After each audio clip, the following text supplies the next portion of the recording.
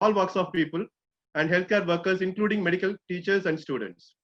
Many high-profile organizations like World Health Organization has called for an urgent action to address the psychological sufferings brought on by the pandemic. Hence, safeguarding the physical, mental, emotional, and social health of healthcare workers is the need of the hour. Our speaker for today's webinar, Dr. Vikas Menon, will specifically speak on the strategies for preserving the mental health of medical teachers and students in the wake of COVID-19 and share his thoughts and experience in this field. Dr. Vikas Menon is additional professor of psychiatry at JIPMER, Puducherry. He completed his postgraduate training in 2018 from JIPMER and has 15 years of teaching and research experience in the field. He has contributed over 160 scientific publications in the field of mental health and is a prolific speaker. Since 2013, he is also a core faculty member of the National Teacher Training Center, JIPMER. So with this short introduction, let me now invite Dr. Vikas Menon to deliver his talk. Thank you. So good morning to everybody who has logged in. And let me express my sincere thanks to the Department of Medical Education, JIPMER, and the administration of JIPMER for giving me this opportunity to talk about a topic which is very topical and, to borrow a cliche, the need of the hour: preserving mental health of medical teachers and students amidst COVID-19. Over the next 45 minutes to 1 hour, this is how I propose to talk about this topic. First, we'll discuss what is stress. We'll discuss the various sources of stress for medical teachers and students. Then we'll talk about how to recognize stress early, because if we recognize stress early, then we will be able to take corrective steps and limit its impact in a better manner. Then we'll talk about the various strategies to overcome stress. This will be the major part of the presentation. And finally, we'll end with some tips for specific subgroups, such as those in quarantine. Now, before I start, I think we are a very mixed group of audience. We have medical teachers with us. We have paramedical professionals. We have medical students. We have some non-medicals also. So some of the concepts I may be explaining in some greater detail, but it is so that everyone can benefit. And therefore, please bear with me. So let me start with a very simple definition of stress. What is stress? Now, stress is the response of our mind and body to a real or imagined threat. Now, there are two components to this definition. One is stress produces changes in the mind and body. Let me be a little more easier for us to understand. Any stressor will produce changes in our mind and body. At the same time, it could be due to a real or imagined threat. That means there is no need of a real stressor to have stressful response in the body. It could be due to imagined threat. I will give an example. Now, during this pandemic, we may listen to some fake news. Now, that will increase our anxiety. We'll start worrying about things which are not true, which are not based in fact, and that will contribute to a lot of stress. So this is the definition of stress that we have to understand. What are the various sources of stress? The reasons for stress among faculty could be increase in workload. So for example, now many of us are working in hospitals where there are COVID units. So the workload has increased. Moreover, the work has become very erratic. Lot of shifts. Sometimes the work does not finish on time. So that causes stress. Working outside comfort zone. Many of us, except few departments, we are not used to managing patients who require oxygen, patients who require hemodynamic stabilization, patients who require other emergency investigations, and so on. So that becomes a source of stress. Fear of spreading infection to loved ones. So when I am working in the COVID unit and going back, I have kids at home. Will I be spreading COVID to them? I have aged parents at home. Will I be spreading infection to them? What will happen after that? So this kind of legitimate fears also cause stress. Non-availability of personal protective equipment. Especially in the early part of the pandemic, many hospitals were finding it difficult to procure PPE. Now also many hospitals are finding difficulty because everyone is trying to buying the same equipment or this personal protective gear. So some delay in availability like that also can contribute to stress. Stigma and discrimination. So you must be reading, there are lots of stories, lots of newspaper articles are coming where doctors are not being allowed to enter flat complexes, apartment complexes, because other inmates are protesting that doctors will bring COVID along with them. Recently, there was an issue of a doctor having MI in Kerala, and nobody was willing to help him or take him to hospital because they suspected that he had COVID. So this kind of stigma and discrimination also produces stress. Finally, juggling kids, family, domestic responsibilities. All of us are healthcare workers, but many of us are parents. All of us have families. So managing kids and all, especially with this lockdown and school closure, becomes a huge responsibility. Sometimes very difficult to juggle all these responsibilities. Many healthcare workers are reporting this as a reason for stress. Finally, reasons for stress among students could be little different. For them, lack of clinical exposure. So they feel that they are missing out on clinical rotations, which forms a major chunk of their training. Fear of falling behind in academic training. So normally when you are in the campus, you will find out what your peers are reading, keep up with them. So that opportunity is not there when you are at home. So you have always this fear that you are falling behind in academic training. Lack of peer support. So suppose you had a problem in the routine pre-COVID days, you would go up to your friend in the next room, talk about it, get a perspective of things. Sometimes when you're talking, ideas will form in your own mind. All those opportunities are not there because everyone is holed up in their homes. Uncertainty and academic delay due to the pandemic. So when the classes will resume, when the exams will be held, will it be held on time? If it is not held on time, how it is going to affect my career? For those of you who want to pursue PG abroad or within the country, what will happen to my PG prospects? So all these kind of concerns are also reasons for stress among students.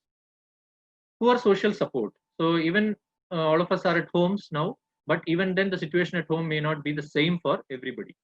So then if there is poor social support at home, that also adds to stress. Finally, handling concerns of family and friends. Even for medical students, the family members expect you to know everything about COVID. So they will keep asking questions like, when will medicine be available for COVID? When will vaccine be discovered for COVID? Yesterday, I went to the hospital for some complaint. Will I get COVID or not? So handling these kind of concerns, especially some of which further there is no clear answer on a daily basis, can also lead to stress. So all these are various stressors or reasons for stress, but how we can recognize stress early. So that is important, because if we recognize stress early, then we can do the corrective measures and limit its impact.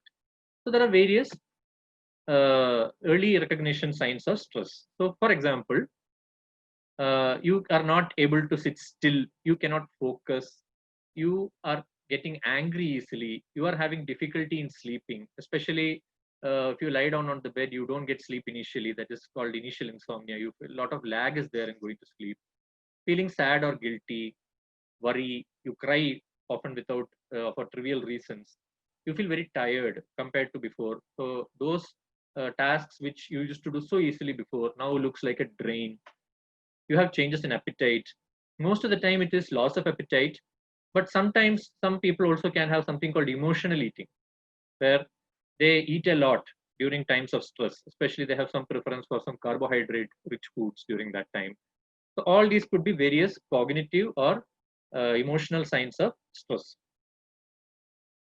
Now stress can also have a lot of somatic or physical symptoms, physical manifestations. So that could be headaches, not feeling hungry enough, there is a lump in the throat, some neck and shoulder pain, back pain, heaviness in the chest, upset stomach, some GI symptom like that, or some tightness of the muscles. So all these also could be physical signs of stress. So stress could have physical signs, cognitive signs, emotional signs. So all these, if we know, we can recognize not only within us, within our peers also.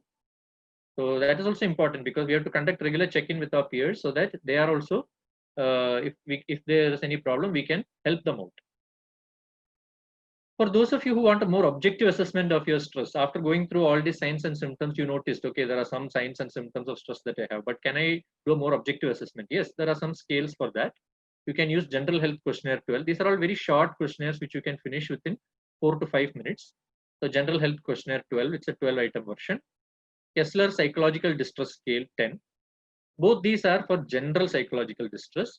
And the third, that is Patient Health Questionnaire 9. This is more specific for depression.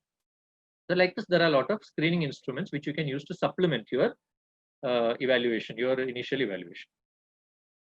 Now coming to the major part, that is strategies to mitigate stress.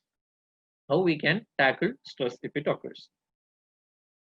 Before that, the first thing to remember is some amount of stress, worry, anxiety, and fear during a time like this pandemic is a natural response. So there is nothing to worry if you have a little bit of stress or worry. It is a very natural response. In fact, some little bit of stress actually improves your performance. So as shown in this graph here, look at this stress performance graph. So you can see here that till a certain level, you can follow the cursor on my screen. So a little bit of stress, till this point actually correlates positively with performance. So you just think of a situation where there is absolutely no stress. Nobody is bothered whether you come on time to office or not. Nobody is bothered whether you attend to patients or not. Nobody is bothered whether patient outcomes improve or not. If that is the case, then you will not have sufficient motivation to do your duty. But so some amount of stress is optimal. But when the stress crosses this line, then it is called bad stress or distress, because now it begins to impair your performance. It has a negative effect on your performance. So that our aim should be to limit stress to within this good portion. That is our aim. So till a point, stress is performance enhancing. That is another message that I want everyone to carry. Now we'll talk about some general strategies initially and then some specific strategies. So whenever we are faced with stress, there are 3 recognized ways of coping with stress. One is avoidant coping. I'll give examples of all of these. We'll go through the initial names. Avoidant coping, problem focused coping, and emotion focused coping. Now, avoidant coping. First, we'll take avoidant coping. As the name indicates, you are totally avoiding the problem. You are ignoring the problem. You are not making any effort to deal with the problem. So that is avoidant coping. I'll give a small example. Suppose you have a problem with your co-worker in the COVID care unit or in your whichever department you are working in. Now you know that the right approach is to talk it out and settle that issue. But you are procrastinating. Okay, I will not do it today. I will do it sometime later. Let it go for now, like that. So that is an example of avoidant coping. But that has, in the long run, that is only going to aggravate the problem. And because you have to face that co-worker daily, it will lead to a lot of stress on your part also. So better is to use more healthy ways of coping. So avoidant coping, especially avoidant coping in this COVID-19 pandemic, is not going to carry you through, because this is going to be a little prolonged pandemic. So no point doing avoidant coping responses. So that is not a healthy strategy. On the other hand, you can go for problem focused and emotion focused coping. So that is what we are going to discuss. So when to use problem focused versus emotion focused coping? So there you have to ask yourself some questions. First, is there a problem? Is there a stressor? We discussed so many reasons for stress in the beginning of this presentation. So if any of that is there, then the answer is yes. Then the next question you have to ask is, can I change it? Now, all things may not be in your control. We will discuss some examples. After this slide, I have examples of things which are in your control and not in your control. We will discuss that. But if the answer to this question is yes, it is within my control, I can change it, then the next question to ask is now the good time to work on it? Maybe now it is not possible for you to work on that. But if the answer is yes to this question also, then you have to go for problem focused coping. So in problem focused coping, what you do essentially is address a problem at its very source. That is, address the very problem that has caused the stress. You are trying to remove the very source of stress by its root. I'll give you a very simple example. Now, suppose you have a group of unexpected guests at your home and you want to serve them tea. Now you recognize that you don't have milk in your house. Now, is there a problem? Yes, definitely there is a problem. Can I change it? Yes, definitely you can go out and buy some milk. And is now the good time to work on it? Yes, this is the right time and I can do it. So you go out and buy a bottle of milk. On the other hand, if it is a problem that you cannot change, there are many things around us which are happening which we don't have any control. If the answer is no, then you have to go for what is called emotion focused coping. Another situation where you might want to use emotion focused coping is if you can change it, but now it is not possible for you to work on it. Now you don't have time, or because of other problem, you cannot deal with it. So if the answer to that question also is no, then also you can use emotion focused coping. I'll give you a simple example of emotion focused coping. Suppose somebody near and dear to you has passed away. Now this is something which you cannot reverse. This cannot be undone. So, but that doesn't mean that you have to wallow in misery all your life. You can allow yourself to feel sad, have loss of sleep to some extent, but you must limit its impact. So there you focus on dealing with your own emotions, and that is called emotion focused coping. I hope it is clear now. Now, just in the previous slide, we discussed some things which are under our control, which are not in our control. So that is called circle of control, as is shown in this figure. So outside are factors which are outside my control. Typically, those are much larger than factors which are in your control. I'll give examples. So look at this. Someone losing their job. Now you take the newspaper or read the news. There are so many people losing their job. Is that in your control? No. How the government responds to COVID-19. So for example, whether the government is going to impose lockdown or not, whether the government is going to make any efforts to ensure that the public follows rules, then that is all. You may not have much of a role in deciding all these governmental policies. Therefore, it is not in your control. How others act. Suppose you go to the market, you want to buy some vegetables. You are noticing that some people there are not following masking, sanitizing, social distancing. Now you have little control over how others are going to follow the safety protocols. So that is also outside your control. Whether someone will COVID-19 will die. So you are working in the COVID unit, somebody is on ventilator, somebody is developing some complications, somebody is developing hypoxia. So all these things, whether that person will survive, these are all not in your control most of the time.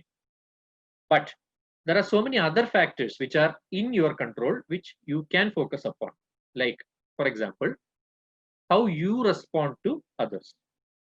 Whether you take adequate precautions, whether you follow all the COVID safety norms, whether you follow all the healthy behaviors that we are going to discuss in this presentation, and whether you choose to be happy or not. That is under your control. So typically, this is what we have to focus upon and leave the rest of it. For the rest of it, you may have to use emotion focused coping. Those which are in your control, probably you can do problem focused coping. Now, this is a very important slide for the rest of our presentation. We need to understand the interrelatedness between thoughts, behaviors, and emotions. Now, this slide is very important. It tells us about the connection between thoughts and behaviors and emotions. So, thoughts can influence our behaviors and emotions. Our behaviors can influence our thoughts and emotions. And our emotions can be influenced by our thoughts and behaviors. I'll give a very simple example. Now, suppose you were working in the hospital and some patient developed some complication which you did not expect. Now you begin to think, oh, maybe I was not a good doctor. Maybe I should have monitored him more intensively. Maybe my training is not good. Maybe my training is not sufficient. And all these thoughts begin to grow in your mind. Because of that, you have a lot of negative emotions. You start feeling sad. You start feeling guilty at yourself. You start feeling angry. All these negative emotions are there. Now, on a normal day, when you go back home after your work, what do? You play with your children, or you listen to music. You relax a little bit by talking with your family. But today you decide, no, I'm not in the mood for all this. I will go and lie on the bed and curl myself in the blanket. So that now you see how it has affected your behavior. Now, because of this, what is actually happening is you are not giving any opportunity to distract yourself and get out of this cycle of negative thoughts. So you are lying in the bed under the blanket and again thinking about all these patient related events and the negative emotions all continue. So this is the vicious cycle. So what it also tells us is, in this presentation, mostly we are going to focus on emotion focused coping and to some extent on problem focused coping. So it tells us that by modifying our thoughts and behaviors, we can influence our emotions, because as this picture shows, emotions can be influenced by thoughts and behaviors. So that is what we are going to discuss, how we can tackle negative thoughts, how we can tackle negative behaviors, and how we can tackle negative emotions. One by one, we will discuss. First, we will take up how to manage negative thoughts.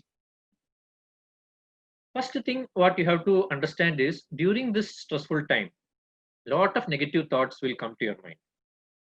You don't have to make any effort for that. It will automatically come. Wherever we look, only negative news is there. So that will trigger negative thoughts in our mind. So when negative thoughts come, what we have to do, what we normally do, what most people do is they don't judge that thought. They don't analyze that thought. They just blindly believe that negative thought what they are having. There is no attempt to even question that thought. On the other hand, we have to learn to question that negative thought, how much of validity it has, how much it is based in facts or science, and reframe as a positive thought. So that is the main technique that is called reframing negative thoughts to positive thoughts. I will give very simple examples to make it clear. Now, this is an example of a negative thought for a healthcare worker, for a medical faculty who's working in the COVID unit, or medical interns, or whoever it is. My family will get the virus and die. This is very common. I think all of you will agree with me. But if you have collected sufficient information, if you have sufficiently read about the condition, if you have talked sufficiently to knowledgeable people, you will understand that this is not true. The positive counterpart of this thought is most people who get the virus eventually recover. Another example, I am not working full time. I am taking time to enjoy myself when so many others are suffering. So normally after your working day, you will come back home, listen to some music. Today, after coming back and listening to music, suddenly one thought comes to you. Oh, what is this? So many patients are suffering in the hospital and I'm listening to music. How is this possible? I'm supposed to be a medical professional. I should not do all this. This kind of thought will come to your mind.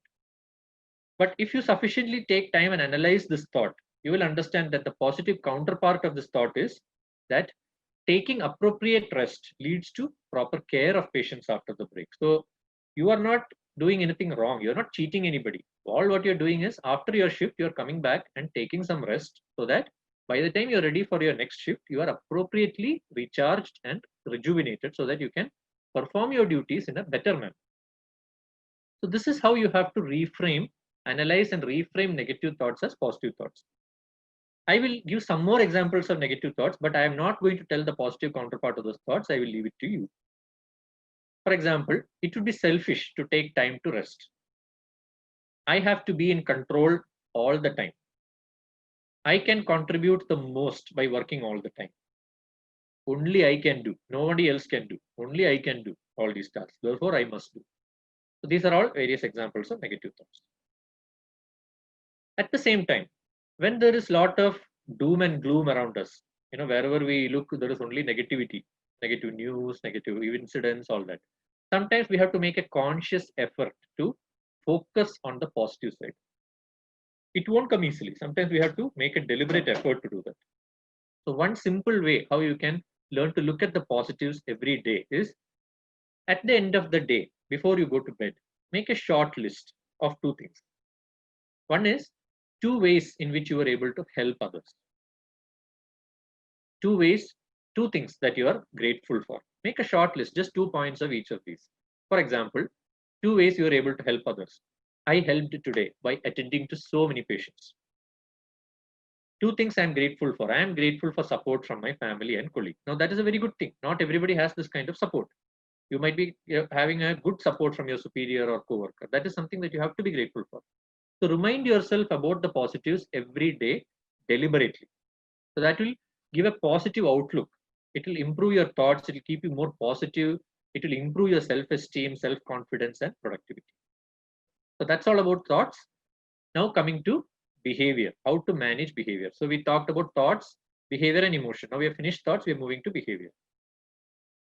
Behavior, I'm just going to discuss some 4 or 5 specific strategies. First thing is get a good night's sleep. Now that is more easily said than done during this current pandemic. The Indian Psychiatric Society recently completed one multicentric study. It was a nationwide study. It was done through an online survey platform titled Changes in Sleep Patterns, Sleep Quality During COVID-19 Lockdown. It is available in the latest issue of Indian Journal of Psychiatry. The findings were quite illuminating. That is, there was a shift to later bedtime and waking time for majority of the respondents, and there was a reduction in the total nighttime sleep. But more importantly, the reduction in sleep was actually associated with depressive symptoms. So sleep reduction can influence your mood. So you don't want to get stressed by having disturbed sleep. More than that, there is also this vicious cycle due to decreased sleep. So you worry a lot, because of that you're sleep deprived, you're not able to get sleep. We discussed in the initial slide about one of the early recognition signs of stress, that is not able to get sleep after going to bed. So you become sleep deprived. Because of that you are exhausted, because you have not slept well, you're exhausted. Now next day you are unable to manage your responsibilities, your patient care responsibilities, whatever it is, and then you begin to feel inadequate. No, I'm not a good doctor, I should not be doing all this, I am not I'm irresponsible, those kind of thoughts, that then increases your worry. So it goes on like this. So you have to break this somehow. One of the ways to break it is to get a good sleep so that you are refreshed. So what are the benefits of sleep? So there are a lot of benefits of sleep as shown in this slide, but the two important ones which I would like to focus here are, it reduces stress. So sleep is one important stress buster, good sleep. So try to get your 7 to 8 hours of sleep. And in this COVID pandemic, sleep is also important because it boosts the immune system. Otherwise, if you are not sleeping well, you are actually worsening your chances of getting COVID. You don't want to do that during this pandemic time. So some tips for good sleep. Keep a regular sleep and wake time schedule. So one day you're going to bed at 9 p.m. Next day you're going to bed at 1 a.m. This should not happen. Keep a regular sleep and wake time schedule. Avoid screen exposure activities. So all of us like to watch our favorite TV soaps or some favorite comedy serials on the mobile phone before going to bed. Now you may think that is relaxing, but there's also another problem there. The blue light emitted by these mobile phones actually alerts your brain. It actually tells your pineal gland not to secrete melatonin, which is the sleep hormone. So that actually interferes with your sleep. And don't do alerting activities before bedtime. Don't argue with someone on Facebook or WhatsApp before going to bed, because that is also going to impair your sleep. Exercise closer to wake time. Now, if you have an option of exercising, you want to exercise in the morning or evening. If you have the choice, definitely try to go for exercising in the morning closer to wake time, because then it provides a signal to the brain to remain alert throughout the day. Do not clock watch. So this is a very common problem with all patients who come to us. So they lie down and opposite their bed there is a clock. So I went to sleep at 10. Now it is 11. Now it is 12. I'm not getting sleep. So what to do? Then the worries increase like that. So remove the clock, remove all sources, mobile phones and everything from the bedroom. That will give you a better chance to go to sleep better. Now next is to get regular exercise. So two things which you should never compromise on during this pandemic are your sleep and your exercise. There are reasons, I will explain. Now these two articles tell us about the relationship between physical activity and depression, physical activity and quality of life. So there is a good evidence now that physical activity can actually reduce the risk of incident depression. That is, new depression symptoms it can prevent. At the same time, physical activity is also positively correlated with health-related quality of life. So apart from this, there is one more benefit, that is exercise increases endorphins and enkephalins, which are the body's own endogenous antidepressants. So they actually improve your mood. So that is another reason why you should exercise regularly, to get your daily dose of endorphins and not feel depressed. Exercise also lowers the cortisol. Now, too much of cortisol on a regular basis is not good for you. It also lowers your immunity. So regularly exercising can actually improve your immunity during this period. It's time to get up and put the miles in those legs.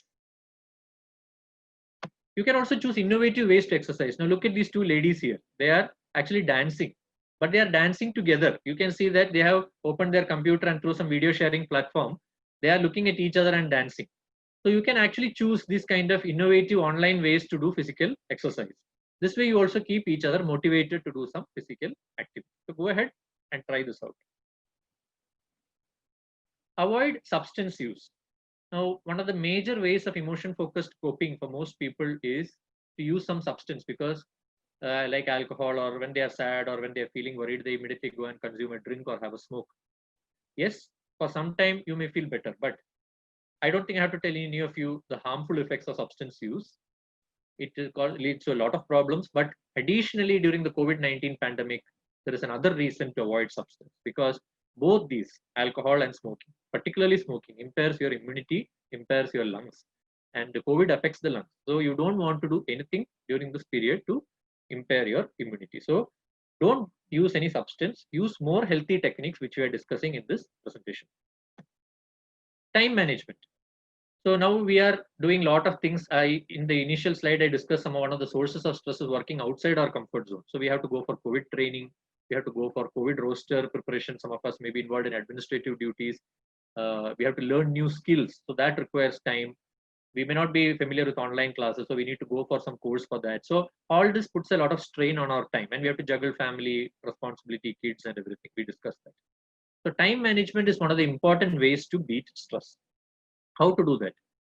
So this is a very simple technique for time management. Whichever task you have, you put it into one of these 4 quadrants on this is called priority matrix.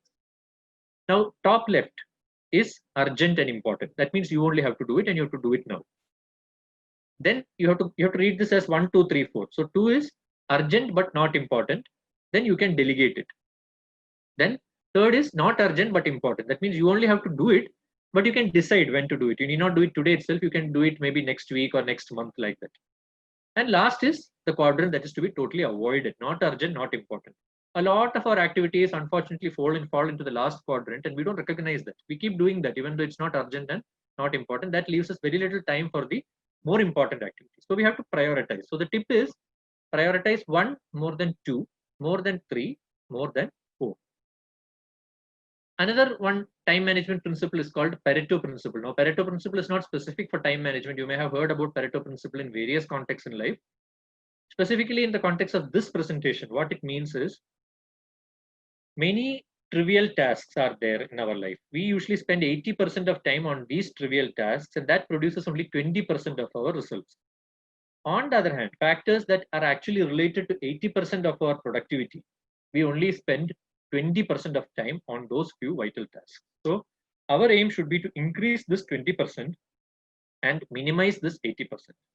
That you have to now focus upon.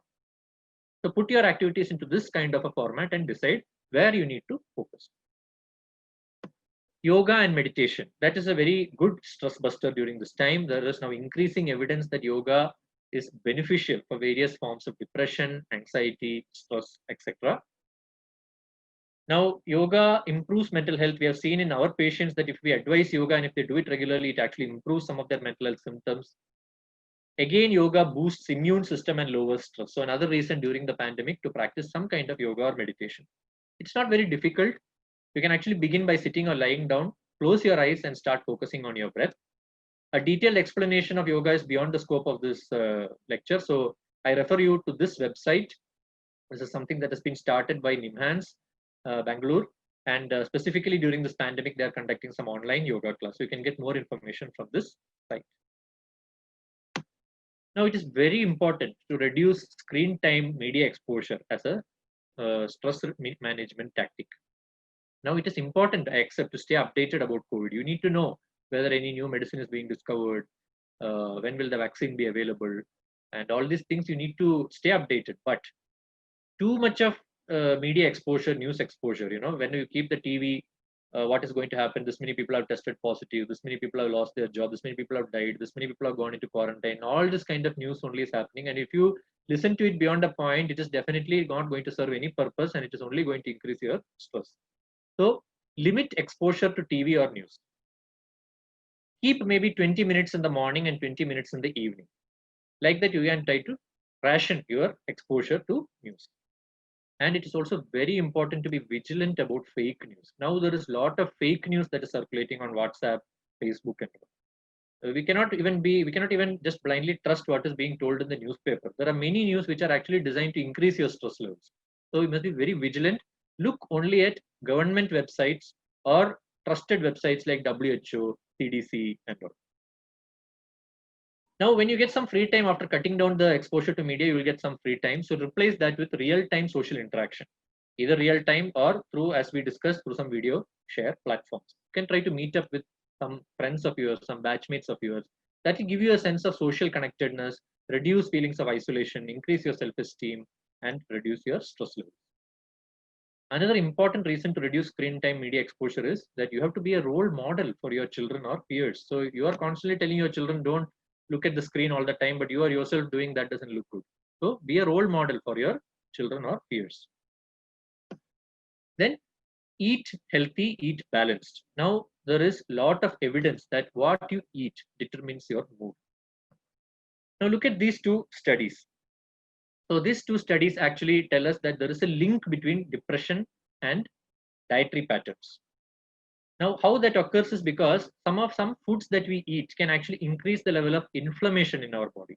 So, now increased inflammation is now increasingly being recognized as a common substrate, common biological substrate for various mental disorders like depression, anxiety, stress, and all. So, what you can do for that? You can eat a balanced diet. Focus on quality more than quantity. Provide all the nutrients that are very supportive to your brain. Eat plant-based food. So if you read more about this, you will understand that there is something called Mediterranean diet. If you just Google it, you can get Mediterranean diet. That is supposed to be a very trending diet for anti-depression diet. So it is very big on plant-based foods and lean proteins. Lean proteins means like fish and poultry and all. So you have to, if you are a non-vegetarian, you can focus on these kind of protein more. Things to avoid. This is very important. Avoid sugar-sweetened beverages, alcohol, packaged foods, or junk food. Because I don't need to tell you that there is all this junk foods are bad for health, that you know very well. But there is another thing which I want to highlight. The junk foods are rich in trans fats. Now, what these trans fats do, if you consume a lot of junk food, these trans fats will go to your brain and replace the good omega-3 fatty acids in the cell membranes of the neurons. So that actually can lead to various issues in the brain. So that is another reason why you need to avoid packaged, processed, or junk food during this time. Now, we will come to the last part, that is managing emotions.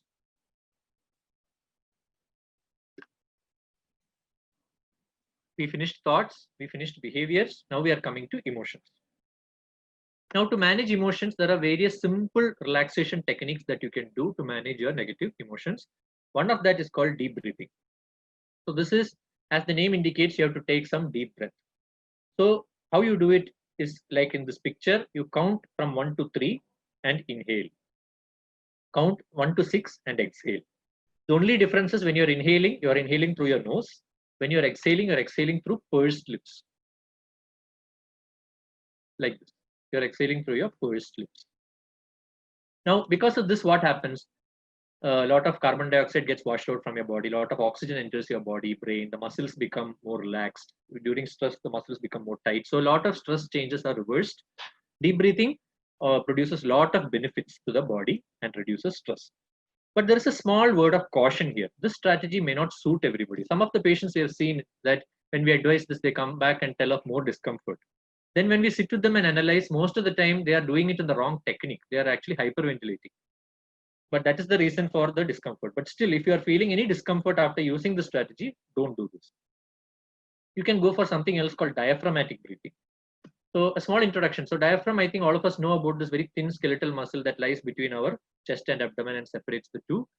So this diaphragm actually is a muscle that receives some innervations from the vagus nerve through the celiac plexus. And the vagus nerve is a component of the parasympathetic nervous system. Now, at the same time, all of us know that stress is correlated with the activation of the sympathetic nervous system. That is why you have increased heart rate, blood pressure, and all during stress. Now, if you can activate the diaphragm, if you can breathe in a way that you can activate the diaphragm, that means that the parasympathetic nervous system is going to get activated, and that will reverse some of the changes due to activation of the sympathetic system. So some balance you will get.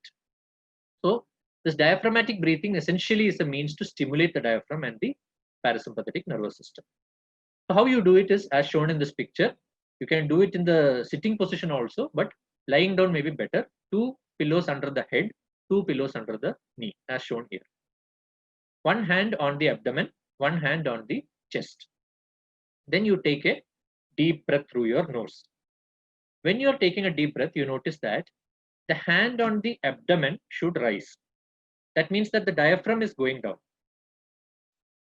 And the hand on the chest remains static. So this is how you go during inhalation. Now, when you exhale, you have to again exhale through the pursed lips. During that time, the hand on the abdomen will go down. That means the diaphragm is moving up. The hand on the chest continues to remain static. So Now, like this, if you do repeatedly, the diaphragm moves up and down like a piston. It activates the parasympathetic nervous system, and many good things happen in your body. Many of the stress changes are reversed. So now we are coming to the final technique for managing emotions. It's a very interesting technique. I will try to make it very simple for you. This is called unhooking. Now, unhooking from negative emotions is suitable for individuals who have a lot of negative thoughts and feelings when they are engaged in some routine day-to-day activity. Like, look at this image of this father playing a game of football with his children. As he is very animatedly playing with his children, suddenly some thoughts and feelings are hooking him away. That is why it's called hooking and unhooking. These thoughts and negative thoughts and feelings come and hook you away. You are no longer able to engage in the activity that you are doing. You are no longer able to involve or enjoy the activity you are doing. So that is the negative thought and feeling that hook you. Now, how to unhook? That is what we are going to see. For that, there are 3 steps. First, you have to notice your difficult thoughts and feelings. Now, feelings here refer to not only emotions but also the somatic symptoms.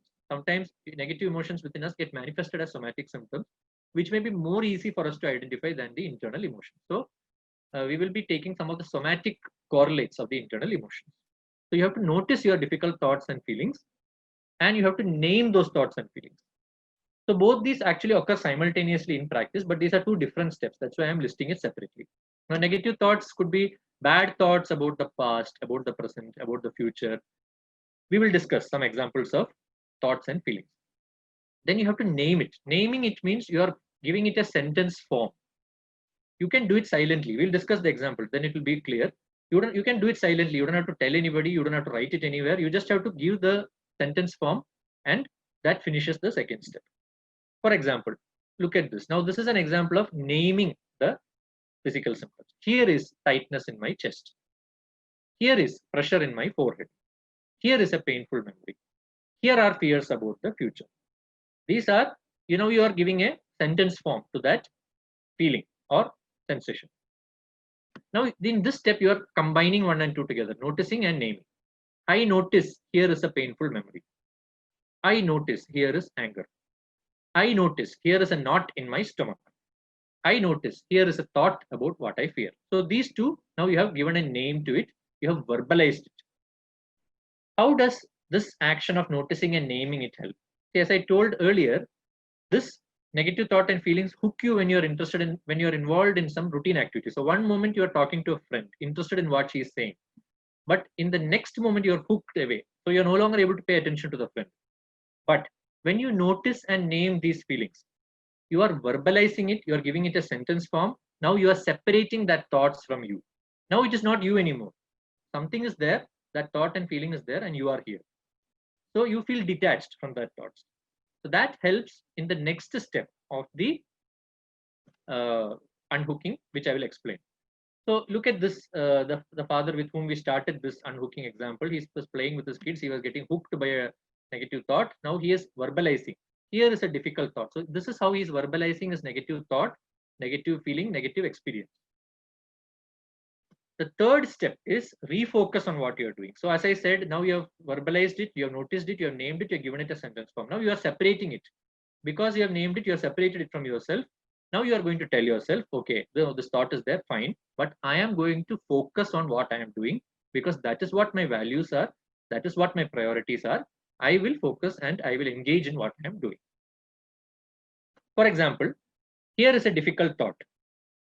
Then he will say, and even with this difficult thought, I choose to act on my values of being attentive and caring towards my children. Now, remember, just like any other thing in life, this technique also needs practice. It won't come immediately within one day, but if you practice, it will come. Just like driving, swimming, singing, dancing, anything, any skill you need to learn, you need to practice. Similarly, this skill also, with time, with practice, it will come for you. It has been found to be very useful. Another example I will give of unhooking. This lady is having food with her family members, and suddenly she's getting hooked by feelings of anger. I am noticing feelings of anger. Now, next step, she has given it she noticed it, she has given it a sentence form, she has detached it, she has separated it from herself, separated that experience from herself. Now she is refocused. And even though I'm having feelings of anger, I choose to act on my value of caring by refocusing and engaging with my family. So that is unhooking. So to summarize, to unhook from thoughts and feelings, notice your difficult thoughts and feelings, name the thoughts and feelings silently, and refocus on what you're doing. These are the 3 steps for unhooking from negative thoughts and emotions. Now, to summarize, we have discussed a lot of techniques, but many of these, see, what works for one person may not work for other. What works for A will not work for B. So now, how do you decide what works for you? The biggest guide is you can draw on skills that you have used in the past to manage. You have faced so many adversities and come till this point. So you have definitely have some coping skills with you. Think, reevaluate what worked for you in the past. The best thing is to use the same skills because that has already worked for you. So you know that, you're sure of it and you're experienced. So you can use that to manage your emotions. So from this, you can pick out, from the various strategies we have discussed, you can pick out what is applicable to you. And at the same time, you can draw on skills in the past. It may be meditation, which you have tried in the past. It may be some sports and games activities, which you have tried in the past. But you have to do it deliberately. So this, if you do regularly, you can manage your emotions. Finally, we'll come to the last part, that is some apps for well-being. Now there is an app for everything. So there is an app for well-being and reducing stress also. So I'll just briefly discuss some apps. These are very specific apps which have been also found to be useful during COVID stress. One is app by My Wellbeing Index, it is called. It is by the Mayo Clinic. These are some screenshots from the app. So it gives you a series of questions which you can answer and you get a stress score. And once you get the stress score, then you can apply this questionnaire on a regular basis and you can track your stress score. So you can find out whether it's worsening and can take the corrective steps early. Headspace. So this app is more for meditation, mindfulness, and sleep. All these techniques we discussed, but this app will actually teach you some guidance. It will offer for you to learn it yourself. Why I am also recommending these apps is because, see, now it's a pandemic time. Even if we are stressed, normal things like going to a doctor or going to a hospital is not often possible now with all the restrictions. So if these apps, you can very well use these simple apps at your own level to try and manage your emotions yourself. And if that doesn't help, then you can go for the next option. Then breathe to relax. This is an app which is very specific for diaphragmatic breathing. Now, at the end, before I close, some tips for some specific subgroups. That is, I promised that I would talk something about some specific subgroup for medical students. You are at home now. All of you are at home. So you have to give your environment some structure. Many of you may not have dedicated spaces to read at home. So you have to set it up. You have to set up some dedicated office space, some dedicated workspace. If you're not able to find that space, you can always order something like a desk pad or something from Amazon to help you set up the office space. But giving your environment some structure is important because then when you sit at that workplace, it is a cue for your brain to increase the productivity. Get dressed when you're sitting for a class, get dressed just as you would do when you were in the campus. So that gives some amount of seriousness to the activity, and it also again a cue for the brain to focus and be more attentive. Maintain the same pre-pandemic routine. So if possible, you plan your day and keep the routines, what you're following now, almost the same as you were following in January or February of this year before the pandemic struck India. So that way there are 2 advantages. One is you don't feel your life has changed much after the pandemic. And second, you feel a better sense of control over things. Okay, I am still in control. I'm following my same routines which I was following earlier. Use timers or reminders to help you recognize when you are not able to finish deadlines or what are the various deadlines or assignments given to you. You may want to use timers or reminders to help you when you are recognize when you're going astray. Be aware of what is going wrong. There may be so many interruptions at home. Somebody may interrupt you when you're working. You may feel overwhelmed. You may not be able to discuss with peers, so you feel left out. Be aware of what is going wrong and take the corrective steps. Don't feel disheartened, but use that opportunity as fodder to plan things differently. Finally, continue to reach out to your peers even though you are at home. Stay connected with your peers. You can always pick up a phone, talk to your friend, find out how their academics are going. And sometimes you all don't need to talk about academics only. You can talk about some non-academic activities also. What you used to do in the campus. Suppose you are a basketball player, then you can discuss something about basketball or some sports activities. That will help to reduce your stress. For those who are quarantined, many of us may be quarantined because we are high risk contacts, because we came into high risk contacts during our work and all. So there is this excellent resource called 14-day well-being diary. It is not something very new or drastic. Whatever we discuss now, it just puts it in some order so that you can spend all the 14 days. It is available in this link that I have shared on the screen. So you can go through this resource. Finally, for those in the hot seat, those in power, there are so many things you can do during this pandemic, like walk the floor along with your staff. So it's important that you take rounds once or twice in a week or at designated intervals to show solidarity with the frontline staff who are doing a very difficult job. Many hospitals, I read during the pandemic, that they are thinking of innovative ways to improve the staff morale, like having small lapel pins called COVID warriors. I am a COVID warrior, and for all the people who are working in the COVID units, things like that. Have regular, transparent communication with staff. So have regular meetings with all sections of your hospital, or if you're working in a nursing home, all the different staff. Have regular meetings with them. Tell them about the change in the nature of the work, about the availability of PPE, about the various safety protocols you have put in place. So that will put them at ease, reduce their anxiety. One excellent system which has been tried in various centers is something called the buddy system, where you pair healthcare workers together and allow them to work together. So each person will check on the other at regular intervals. They will check if PPE is being worn properly by the other person, any other difficulties. Now, all the various warning signs of stress we discussed in the beginning. So you can look out for, if you're a buddy to a person, you can look out for these warning signs in the other person, bring it to the notice of the authorities. So you can act like a gatekeeper. Connect staff to support services. So there, you may have started a lot of support services for staff in your own institution. Make them aware of it. It need not be support services that you have begun in your institution. It could be connecting staff to online support services also. So all that, but you make them aware of it. Listen to staff concerns. Some of the staff concerns may evolve with time. What happened in March or April may not be the situation now. So some of the staff concerns evolve with time. Some of the staff concerns may be very location specific, like in the triage area, there may be some specific staff concern. Some other area, there may be a different kind of concern. So if you are, as a healthcare leader, if you are busy, you don't have time, then you can designate a person for that purpose. That person will go around and listen to the staff concerns.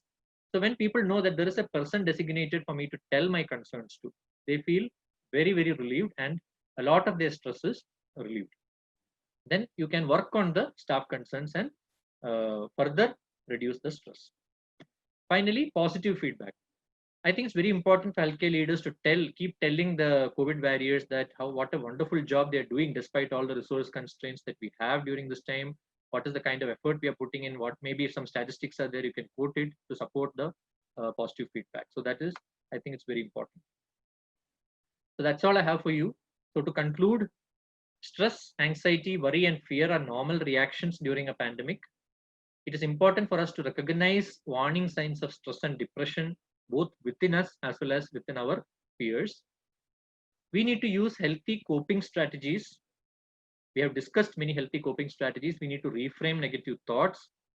We need to follow healthy lifestyle behaviors and practice techniques like deep breathing, unhooking to manage our negative emotions.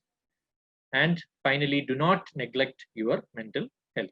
Only if you are mentally healthy, you will be able to discharge your duties in a robust manner and as per expectations of your healthcare team where you are working with. I acknowledge the inputs given by Dr. Shahul Amin, who's a consultant psychiatrist in Kerala, who has given his inputs to improve the intellectual content of this presentation. These are some useful resources which you can go through. Of course, I'll be asking the organizers to share these slides with you later once the talk is over. So all of this will also come to you. Many of these are governmental sites or from WHO sites, so you can go through and pick out some of these resources and find out what's applicable to you. I thank you for a patient listening. And I will now take up the questions that many of you have put in the chat window. Dr. Shivaranjini has asked, any simple way to assess if children are stressed during the lockdown? Yes, this is a very relevant question. We were not able to touch upon many things because of lack of time, but yes, now that you have asked this, the children may experience different signs also, like they may become more withdrawn. They may have more temper tantrums. These kind of changes are usually indicated. They may not have appetite. They may not interact or play with their peers as much as they used to do earlier. So these are some signs apart from whatever we have discussed that may not be easily noticeable in children, but these are some things that you can look for. And it's very important that even for children as young as 6 or 7 years, you can actually teach them the safety precautions that they have to follow. They can actually wear a mask. They can be explained the reason for why parents are washing hands repeatedly. Because if you don't explain it to the child, when they see the parents doing so many things which are not routinely seen by them, which were not seen by them maybe a few months back, they may feel anxious. Why all this is happening? Why we are not allowed to go out of our homes to play? Why we are not allowed to meet our peers? So you can actually tell them that this is the reason there is a disease like this. So as young as 6 or 7 years, they are in a position to understand. So this is a way to reduce the children's stress. Dr. Menon, can I ask one question? Yes, yes, madam. This is Dr. Gitanji. It's privilege to hear you again, sir.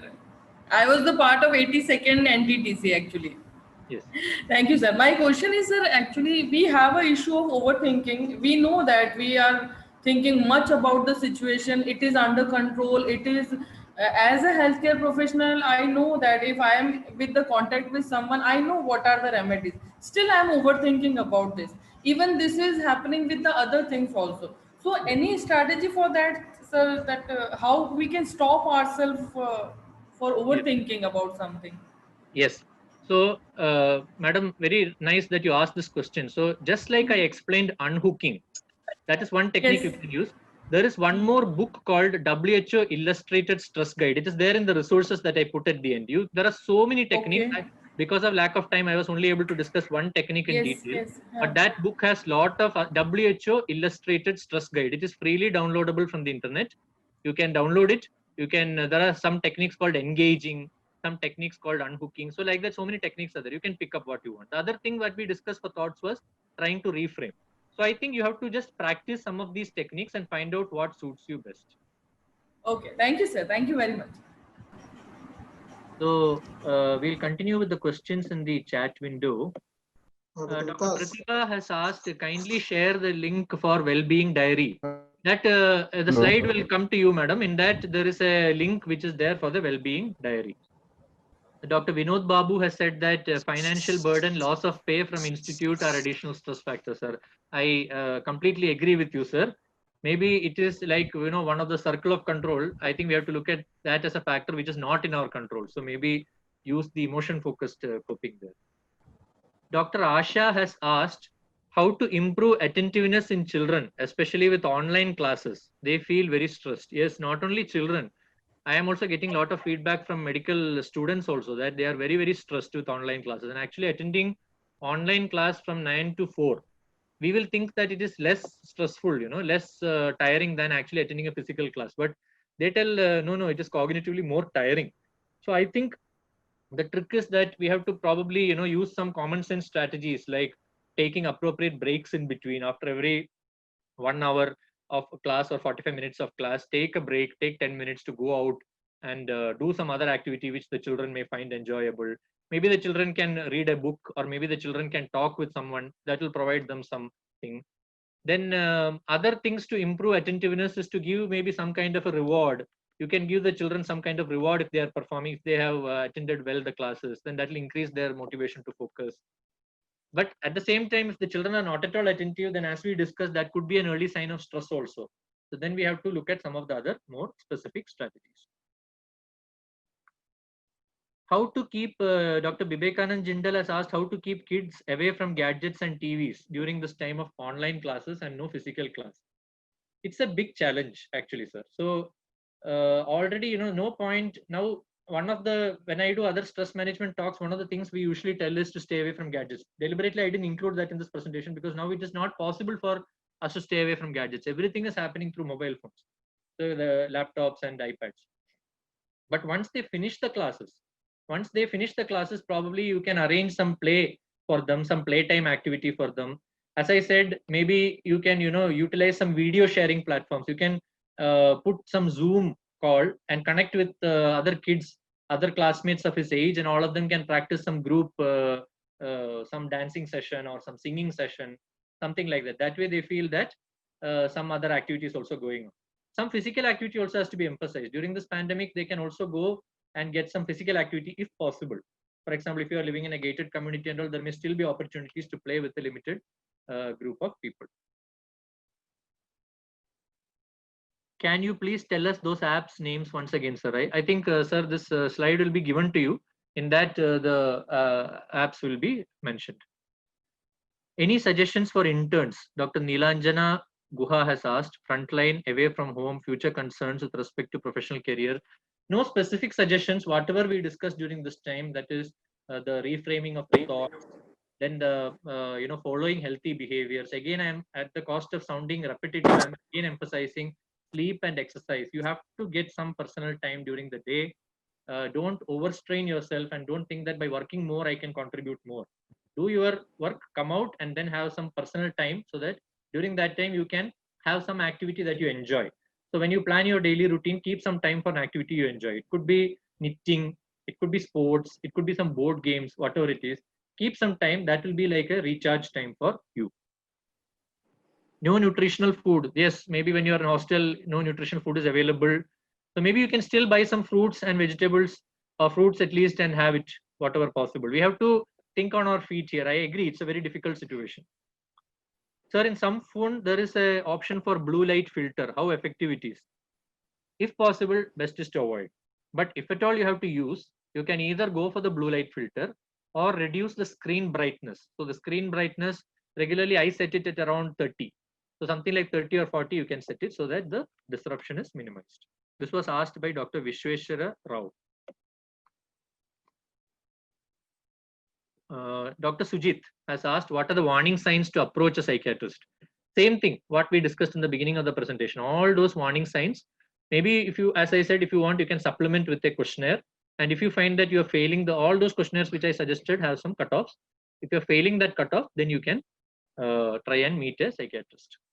Or you can try some self-help strategies which we have discussed. Dr. Praveen has asked, what can you say about the role of parent-teacher relations in online education?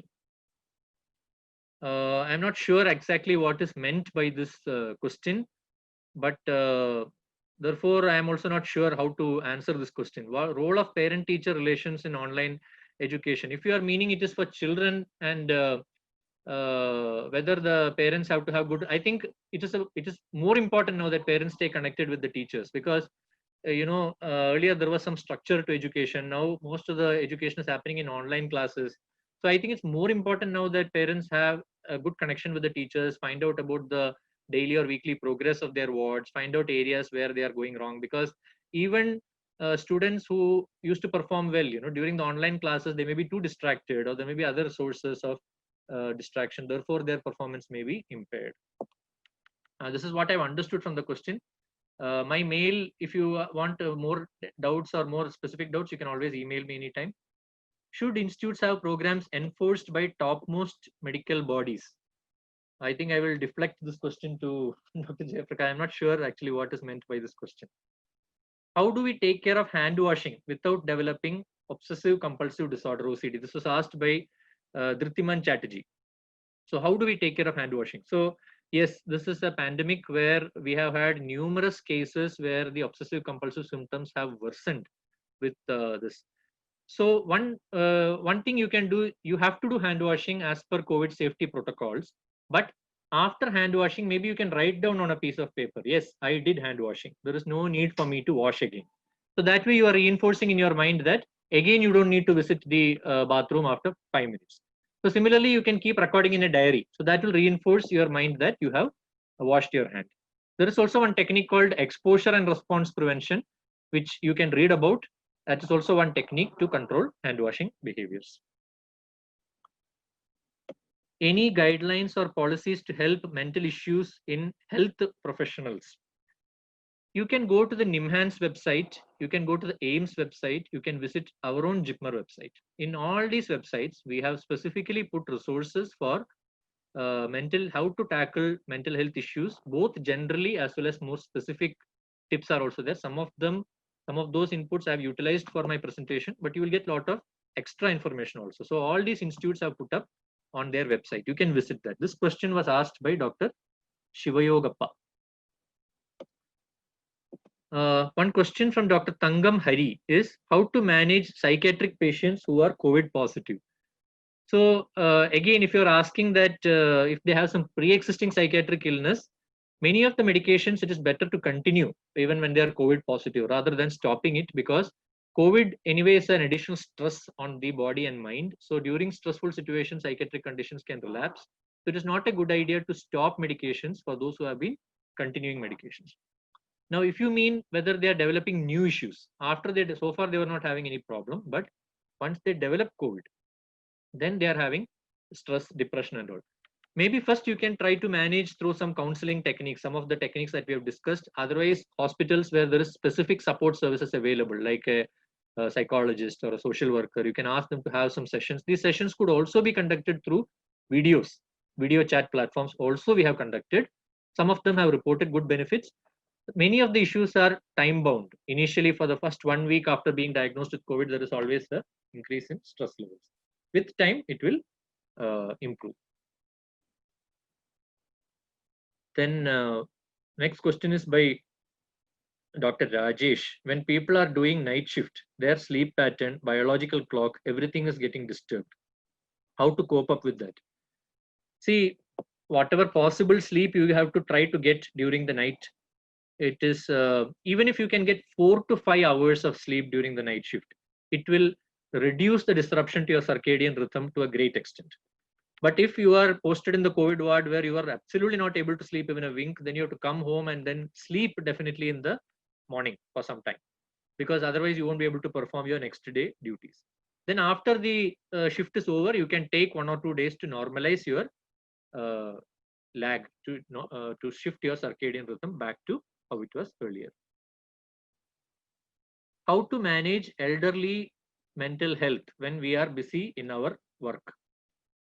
So here you can form some support group communities. This question is asked by Dr. Manju.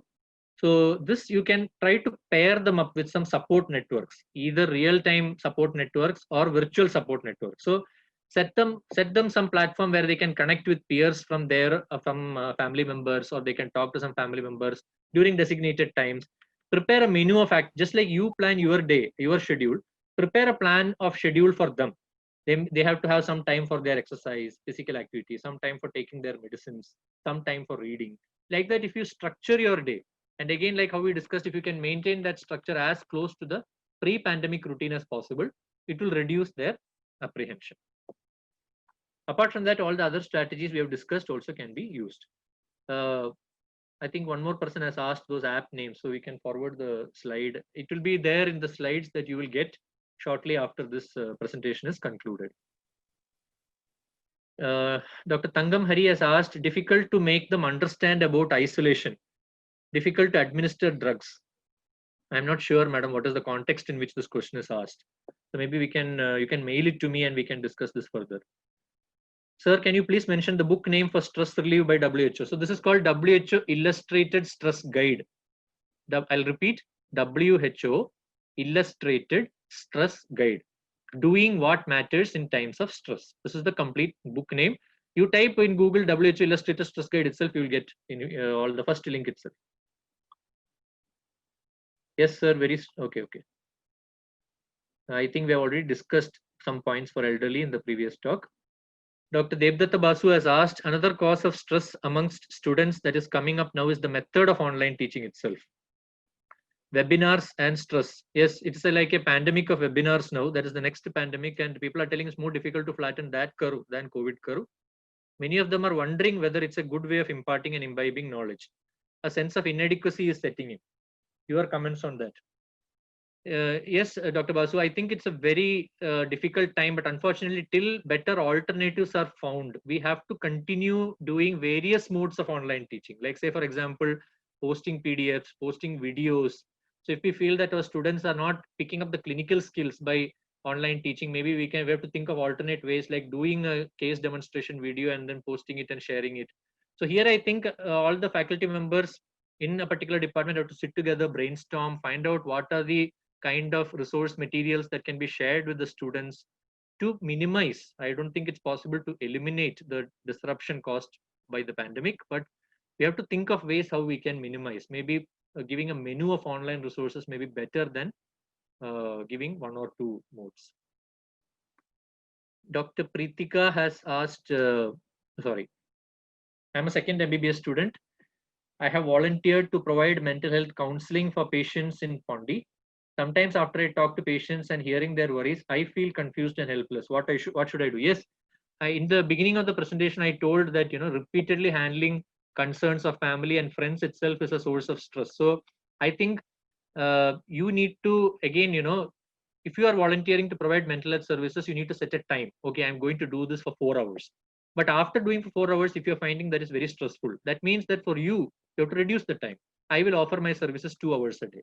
That doesn't mean you're not contributing. Still, 2 hours per day is much better than not contributing anything at all. But you have to find out the right time so that after this session is over, you get adequate time for preserving your activities, doing something that you enjoy, and your me time. That is called your me time. So take some time to do the activities that you like. Keep adequate time for leisure as well as work. Then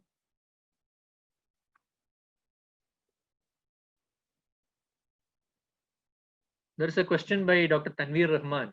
I think we will discuss that later. What is the method that you are using? So I use, I'll just tell 2 techniques that I use. I use is good sleep and good exercise. I have not cut down on these 2 things after the pandemic started. And that is why I'm very passionate about those 2 things. So I have also mentioned it in my presentation.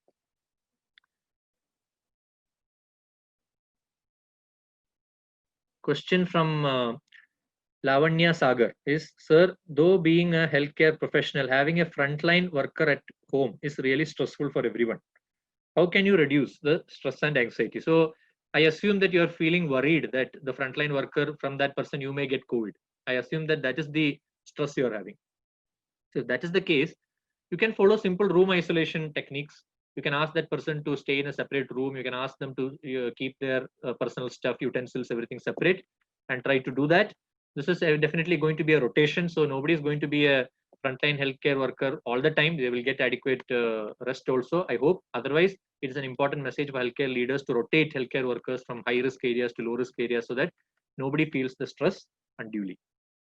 And at your level, you can try all the stress reduction techniques that we have discussed. You need to talk. You need to talk about that person. Sometimes, many of the stresses we imagine ourselves. In the beginning, I talked that stress could be due to imagined threat also. So if you talk it out, you can find out whether what you are thinking is rational. You can discuss with knowledgeable people.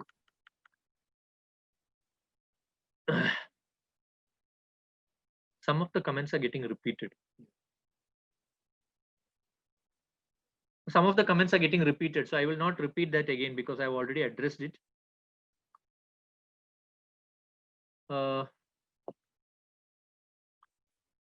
Any guideline to manage adverse drug reaction induced from antipsychotic drugs? There are plenty. I think this is not within the scope of this presentation, but adverse drug reaction from antipsychotic drugs can be so many. I don't think it's possible to discuss that right now, but I will surely address your concerns. You can mail me to drvmenon@gmail.com. We will discuss it. I'll take up other questions here. Any relation between quantity of melatonin secretion and duration of sleep? Yes, there is a relation. That is why I said that you should not expose yourself to blue light, because then the normally before sleep, 2 hours before your bedtime, the pineal gland will start secreting melatonin. So that kind of indicates to your body that it's now signal for bed. So that's why they say there is a lot of benefit for creating bedtime routines. So 1 hour before your bed, you start dimming the light, you start reading some relaxing stories or listening to music, whatever it is, whatever your routine. So that also gives a signal to your brain to release more melatonin. So definitely there is a correlation. Sleep time decreases with age because of decrease in distortions in the sleep architecture, and also because of various metabolic changes in the body. If someone I'm not a, let me make it very clear, I'm not a COVID expert, therefore I cannot comment on RT-PCR protocol and all. Therefore, those kind of questions I will not take it up. How much time should we spend daily in front of screen, sir? Having online classes from 8 to 4:30. If I tell you that you are only supposed to spend 3 hours, 4 hours in a day in screen time, then I don't think your teachers will be happy with me, because you are going to have online classes from 8 to 4:30. So at least after the class, don't spend too much time in front of the screen. Unless you want to listen to some news headlines or something, then you can keep some 10 or minutes or so and you can listen to that.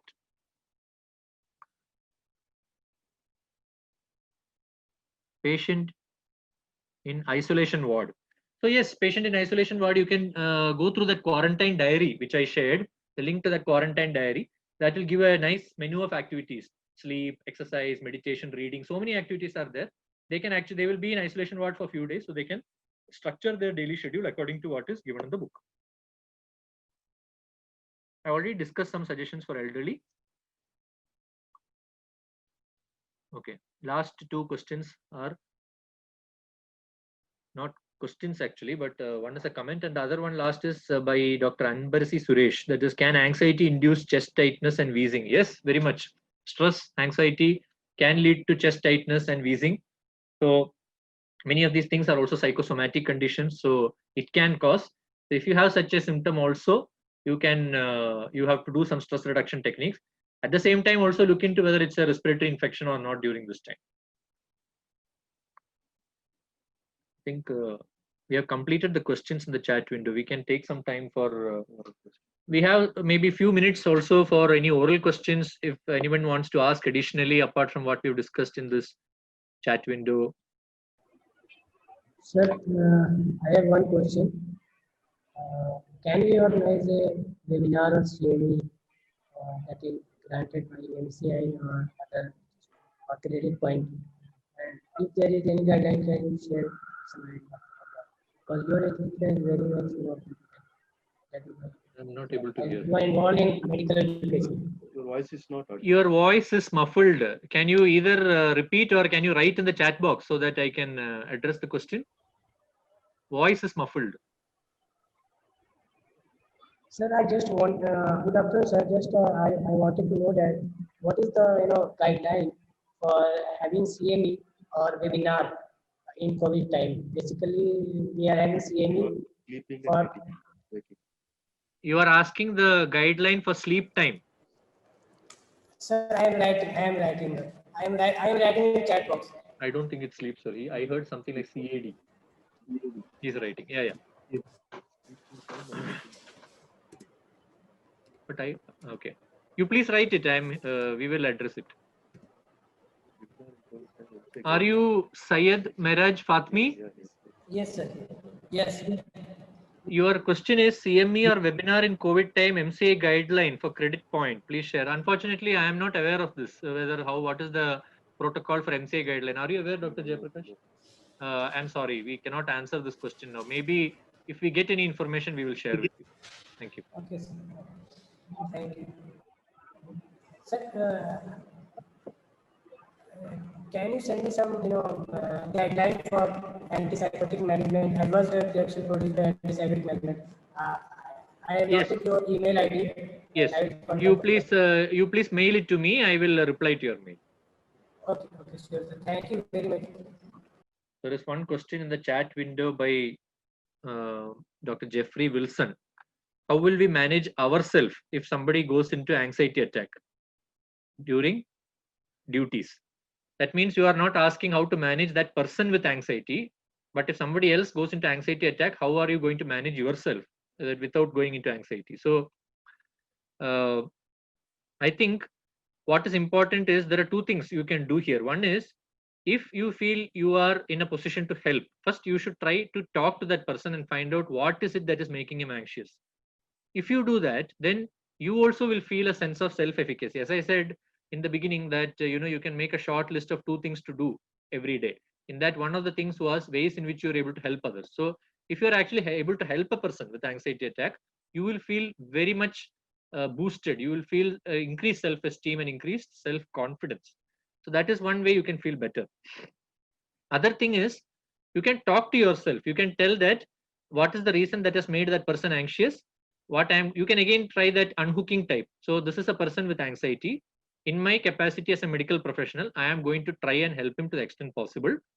And if I am not able to do, I am going to contact my superior or whoever it is or whoever I can call for help. You may not be able to manage all the problems, but whatever possible you can do. If it is not within your control, you can try to seek help. I think this kind of a verbalizing whatever anxiety you have. If you verbalize it, if you give it a statement form, you will be able to get a perspective, better perspective of things. I just want to thank all the participants for their active participation and for all the all the very useful chat questions that were raised. Thank you so much. Thank you once again to the Department of Medical Education and the JIPMER administration for giving me this opportunity. Thank you. So now it's time for us to conclude this webinar. So I thank all the participants for their patient listening, and I thank our resource faculty, Dr. Vikas Menon, for his excellent presentation. So he rightly introduced the topic by introducing the term what is stress and what are he explained the reasons on reasons for the stress with respect to the current scenario, that is COVID-19 scenario among the healthcare workers. And he also went on to list the possible reasons for stress among the medical students and teachers, and what are all the different ways how we can recognize the stress among the students and the indicators for stress. And he also introduced some of the self-assessment tools for assessing mental health among students and teachers. And he described the general strategies for coping up with stress. And he also listed the management strategies for overcoming the negative thoughts and how to nurture positive thoughts among the healthcare workers in this time of these challenging times. And he gave a lot of important tips for managing the behaviors with reference to mental health. And he also went on to, he also suggested interesting apps for maintaining mental health, which is the need of the hour. And so overall, it was a very excellent presentation covering all the aspects of mental health. I mean, that is needed for both medical teachers and students. And his take-home message was very clear that mental health is very essential to deliver your day-to-day activities in a more productive manner. And he also went on to say that it is not only the response, it is now the time has come for each and every institution. It is the need of the hour for each and for the medical institutions or all educational institutions to take care of the mental health of their students and their teachers. So with this, I once again thank all the participants for your active participations. And I thank Dr. Vikas Menon for his excellent presentation, which is evident from the all the participants. I hope all the participants have enjoyed this, which is evident from the chat box and from their comments. So as many of you have requested, the PowerPoints of all these slides will be shared among you. A link will be created, and all the webinars, whatever webinars we have conducted so far, that we will share among with you. So I once again thank everyone for taking part in this academic endeavor, and we are looking forward for more collaboration, more interaction in the near future. Thank you all. Thank you very much. Thank you.